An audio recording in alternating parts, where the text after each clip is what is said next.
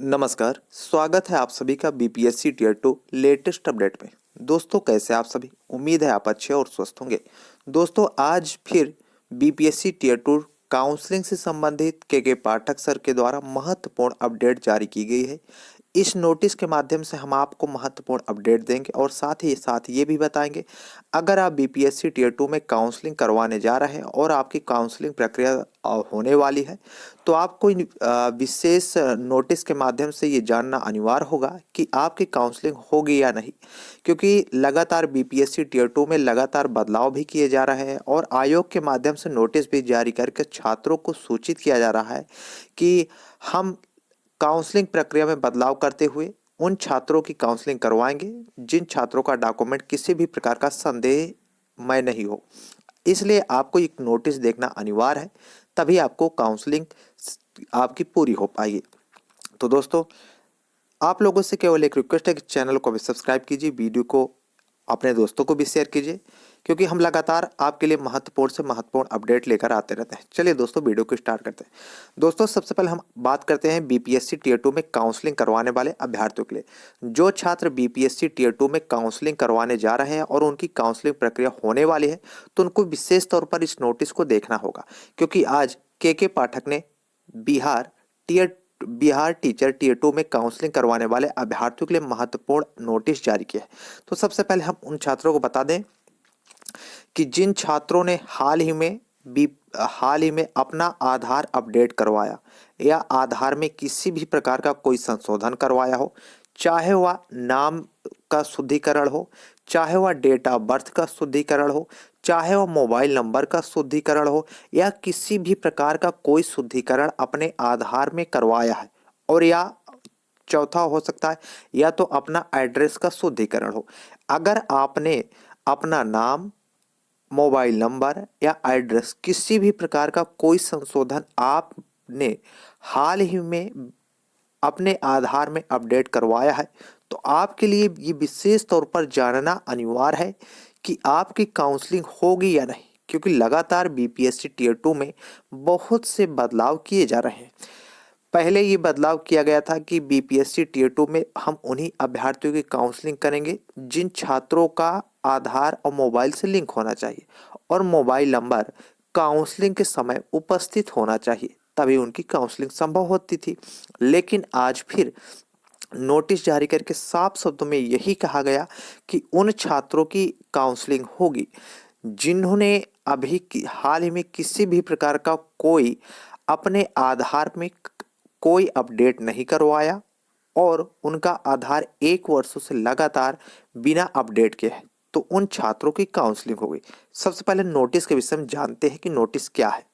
ये नोटिस आप देख सकते हैं, बिहार सरकार शिक्षा विभाग के द्वारा जारी की गई है और जिसका जो डेट ऑफ बर्थ है वो 27/12/2023, यानी ये देखा जाए तो बीपीएससी टियर 2 से संबंधित के पाठक सर के द्वारा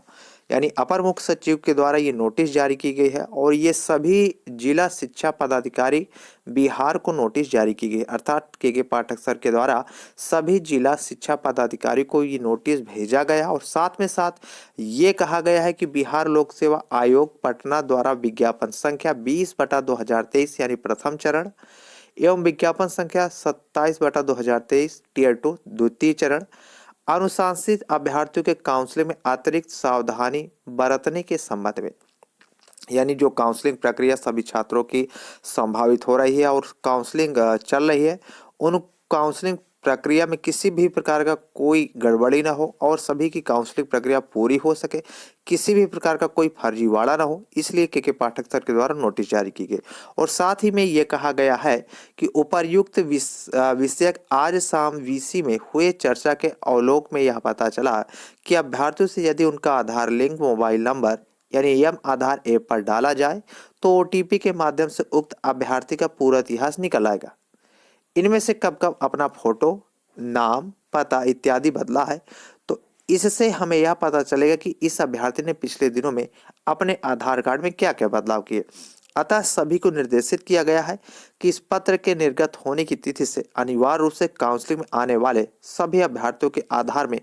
कई बदलाव के कार्यों का इतिहास को भी देखा जाए। अगर इतिहास में उसमें कुछ गड़बड़ी पाई जाए तो उनकी जो काउंसलिंग प्रक्रिया है उसको रद्द कर दिया जाएगा। ये विशेष रूप से इस बात का ध्यान भी दिया जाए कि यदि आपको ऐसा लगे कि हाल ही के 6 महीने में अभ्यर्थियों ने अपना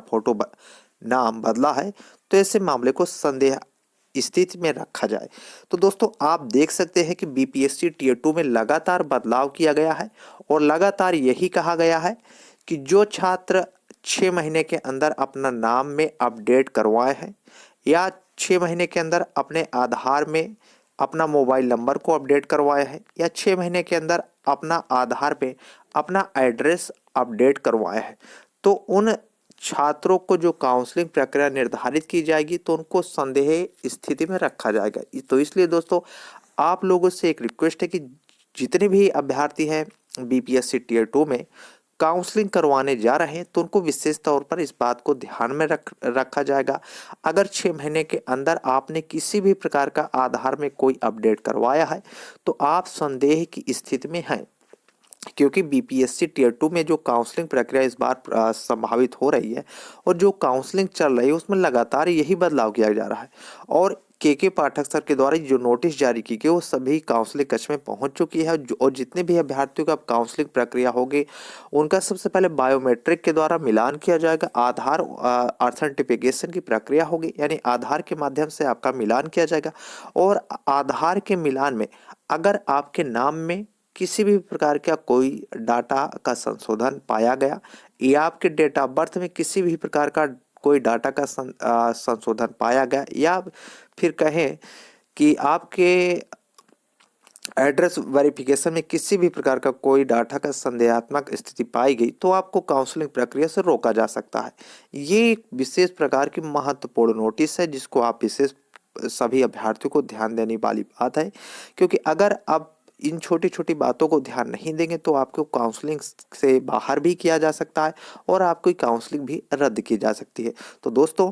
आप एक बार जरूर से जरूर चेक कर लीजिए कि आपने अगर आधार में किसी भी प्रकार का कोई अपडेट करवाया है तो उस अगर आपके पास वो रिसीविंग है तो काउंसलिंग कक्ष में उस रिसीविंग को जरूर से जरूर ले जाइए, क्योंकि जो काउंसलिंग कक्ष में अगर आप रिसीविंग को ले जाएंगे तो आपको जो काउंसलिंग प्रक्रिया है उसको मान्य घोषित किया जाएगा। अगर आप काउंसलिंग कक्ष में किसी भी प्रकार का कोई अपडेट का 6 महीने के अंदर आधार में किसी भी तरह का कोई अपडेट की काउंसलिंग में नहीं ले जाएंगे तो आपको बाहर भी किया जा सकता है और काउंसलिंग जो प्रक्रिया है आपकी वो रोकी भी जा सकती है। इसलिए आपने अगर किसी भी प्रकार का कोई अपडेट करवाया है तो उस अपडेट का जो रिसीविंग आपको मिली है उसको काउंसलिंग कक्ष में जरूर से जरूर लेकर जाए। तो दोस्तों ये थी महत्वपूर्ण जानकारी बीपीएससी टीयर 2 काउंसलिंग से संबंधित।